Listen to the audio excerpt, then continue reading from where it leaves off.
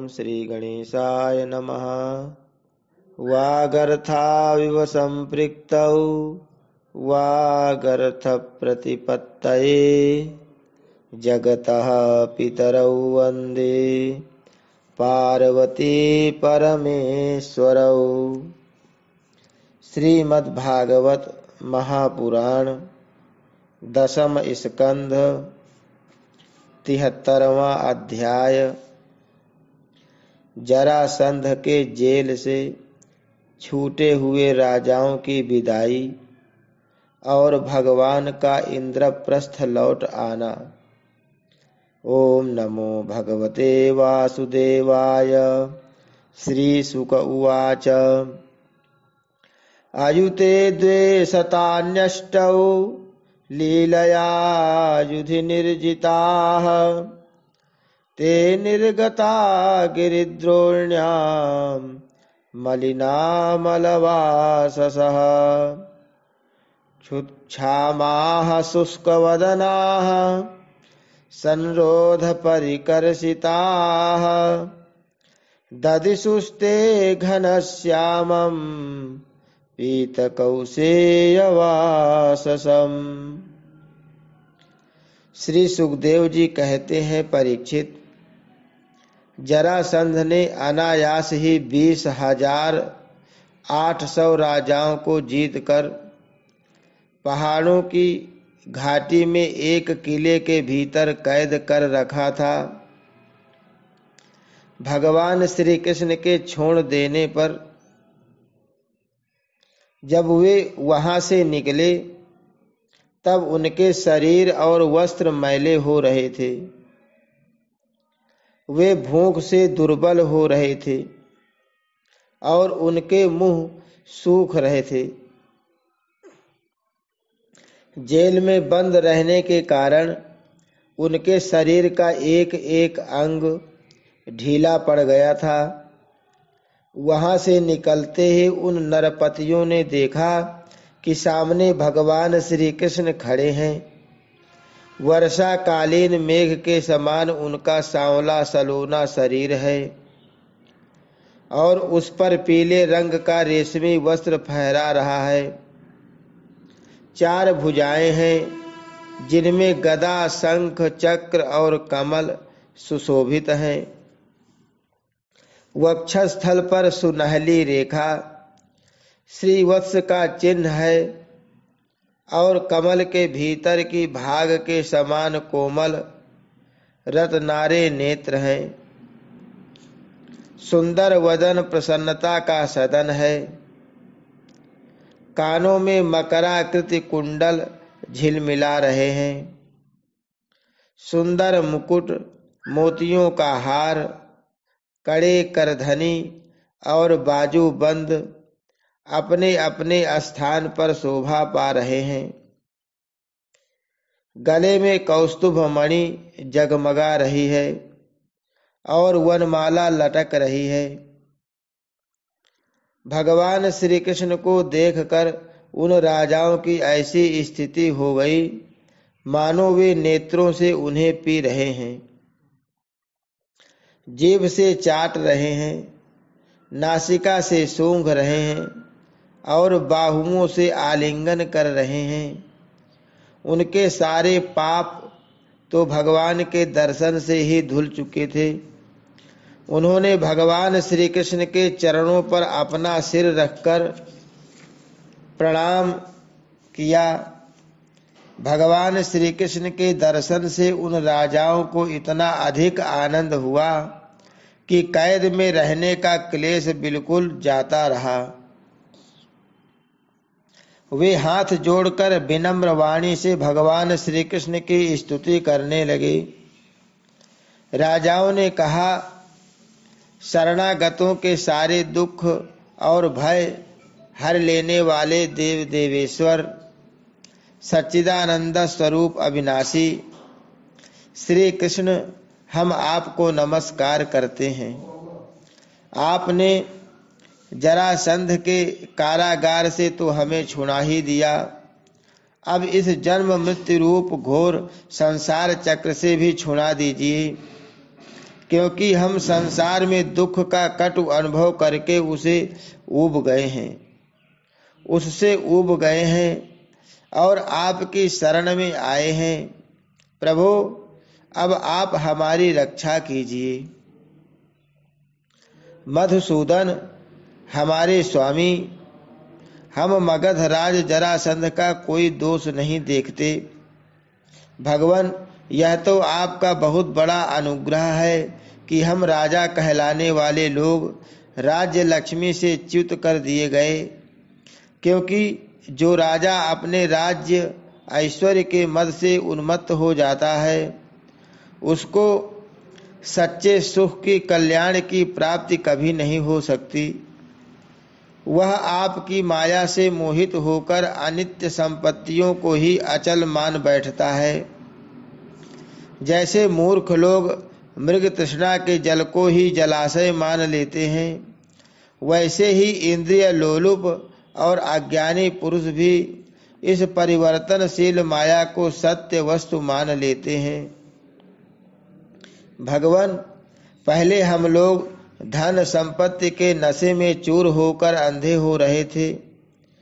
इस पृथ्वी को जीत लेने के लिए एक दूसरे की होड़ करते थे और अपनी ही प्रजा का नाश करते रहते थे।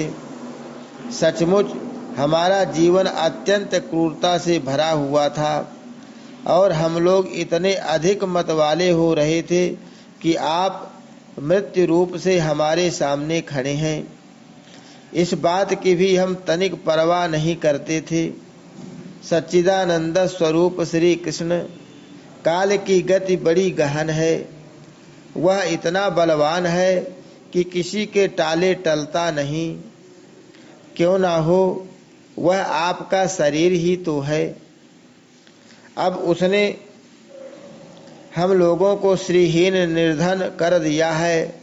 आपकी अहेतुक अनुकंपा से हमारा घमंड चूर चूर हो गया। अब हम आपके चरण कमलों का स्मरण करते हैं। विभो, यह शरीर दिनों दिन क्षीण होता जा रहा है। रोगों की तो यह जन्मभूमि ही है। अब हमें इस शरीर से भोगे जाने वाले राज्य की अभिलाषा नहीं है, क्योंकि हम समझ गए हैं कि वह मृग तृष्णा के जल के समान सर्वथा मिथ्या है। यही नहीं, हमें कर्म के फल स्वर्गादि लोकों की भी जो मरने के बाद मिलते हैं इच्छा नहीं है, क्योंकि हम जानते हैं कि वे निस्सार हैं, केवल सुनने में ही आकर्षक जान पड़ते हैं। अब हमें कृपा करके आप वह उपाय बतलाइए जिससे आपके चरण कमलों की विस्मृति कभी न हो, सर्वदा स्मृति बनी रहे। चाहे हमें संसार की किसी भी योनि में जन्म क्यों न लेना पड़े। प्रणाम करने वालों के क्लेश का नाश करने वाले श्री कृष्ण, वासुदेव, हरि, परमात्मा एवं गोविंद के प्रति हमारा बार बार नमस्कार है। श्री सुखदेव जी कहते हैं, परीक्षित, कारागार से मुक्त राजाओं ने जब इस प्रकार करुणा वरुणालय भगवान श्री कृष्ण की स्तुति की, तब शरणागत रक्षक प्रभु ने बड़ी मधुर वाणी से उनसे कहा। भगवान श्री कृष्ण ने कहा, नरपतियों, तुम लोगों ने जैसी इच्छा प्रकट की है उसके अनुसार आज से मुझ में तुम लोगों की निश्चय ही सुदृढ़ भक्ति होगी। यह जान लो कि मैं सबका आत्मा और सबका स्वामी हूँ। नरपतियों, तुम लोगों ने जो निश्चय किया है वह सचमुच तुम्हारे लिए बड़े सौभाग्य और आनंद की बात है। तुम लोगों ने मुझसे जो कुछ कहा है वह बिल्कुल ठीक है, क्योंकि मैं देखता हूँ धन संपत्ति और ऐश्वर्य के मद से चूर होकर बहुत से लोग उच्छृंखल और मतवाले हो जाते हैं। हय, नहुस, वेन, रावण, नरकासुर आदि अनेकों देवता, दैत्य और नरपति श्रीमद के कारण अपने स्थान से पद से च्युत हो गए। तुम लोग यह समझ लो कि शरीर और इसके संबंधी पैदा होते हैं, इसलिए उनका नाश भी अवश्यम भावी है। अतः उनमें आसक्ति मत करो। बड़ी सावधानी से मन और इंद्रियों को वश में रखकर यज्ञों के द्वारा मेरा यजन करो और धर्म पूर्वक प्रजा की रक्षा करो। तुम लोग अपनी वंश परंपरा की रक्षा के लिए, भोग के लिए नहीं, संतान उत्पन्न करो और प्रारब्ध के अनुसार जन्म, मृत्यु, सुख, दुख, लाभ, हानि जो कुछ भी प्राप्त हो उन्हें समान भाव से मेरा प्रसाद समझकर सेवन करो और अपना चित्त मुझ में लगाकर जीवन बिताओ।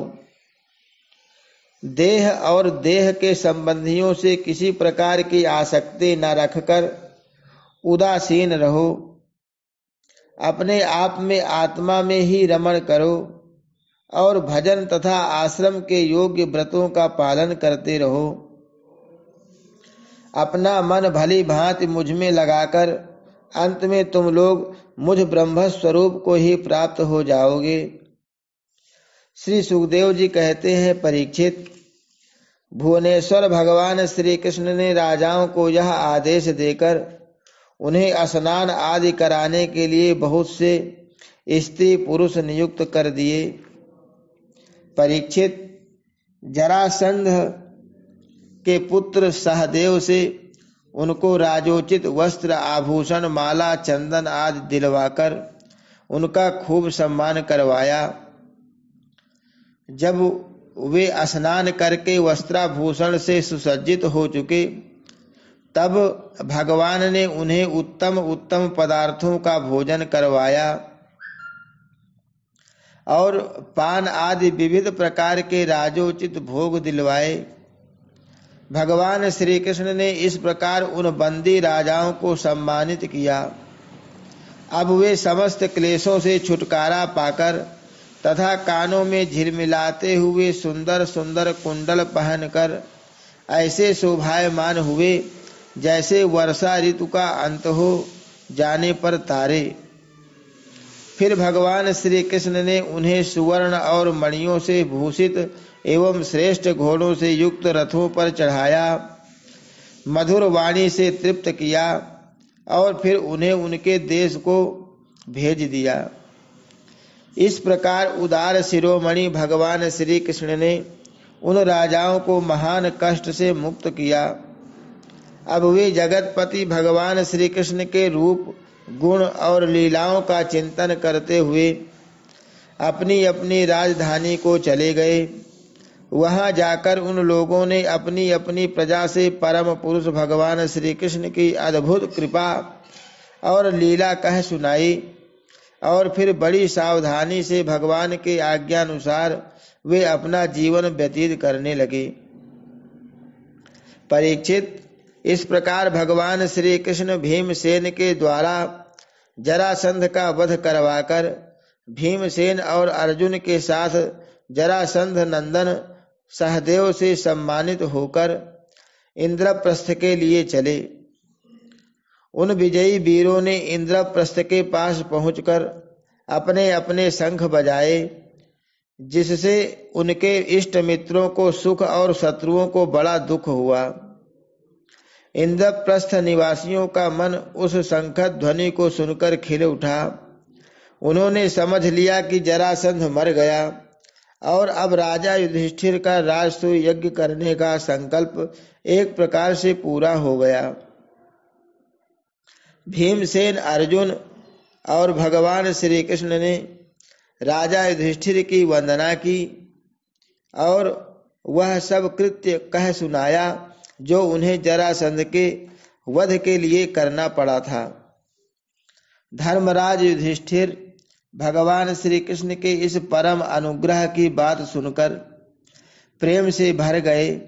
उनके नेत्रों से आनंद के आंसुओं की बूंदें टपकने लगीं और वे उनसे कुछ भी कह नहीं सके। हरि शरणम। श्री कृष्णार्पणमस्तु।